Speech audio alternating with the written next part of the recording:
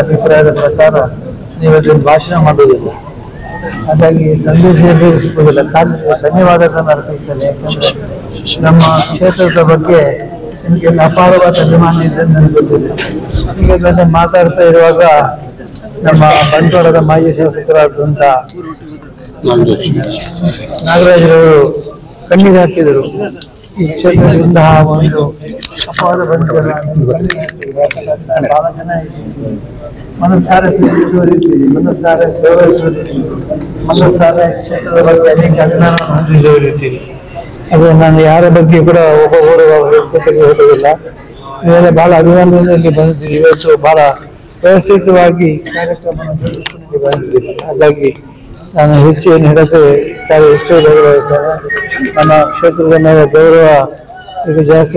ನಿನ್ನೆ ಮೊನ್ನೆಯಿಂದ ಬಹಳ ಜನ ಬಂದಿದ್ದೀರಲ್ಲ, ಬೆಂಗಳೂರು ಬೇರೆ ಬೇರೆ ಜಿಲ್ಲೆಗಳಿಂದ, ಬೇರೆ ಬೇರೆ ತಾಲೂಕುಗಳಿಂದ ಪ್ರತ್ಯೇಕ ಪ್ರತ್ಯೇಕ ಗುಂಪಾಗಿ ಬಂದರು. 200-300 ಕಾರುಗಳಲ್ಲಿ ಬಂದರು. ಹಾಗಾಗಿ ಅವರ ಅಭಿಮಾನವನ್ನೆಲ್ಲ ನಾನು ಹೊರಲಾರೆ, ನಾನು ಎಲ್ಲದರ ಸ್ವಾಮಿಗೆ ಒಪ್ಪಿಸಿದ್ದೇನೆ.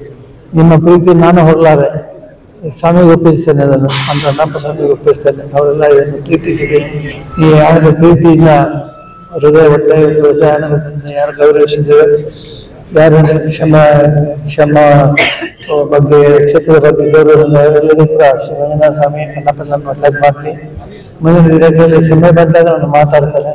ಸಮಯ ಬಂದಾಗ ನಾನು ಸಂದೇಶ ಕೊಡಿ. ಇವತ್ತು ಹೆಚ್ಚು ಸಂದೇಶ ಕೊಡಬಾರದು ನನಗೆ ಇಷ್ಟಕ್ಕೆ ನಿಲ್ಲಿಸಿ. ನಿಮ್ಮಲ್ಲೂ ಕೂಡ ನಿಮ್ಮ ಪ್ರೀತಿಗೆ ಧನ್ಯವಾದಗಳನ್ನು.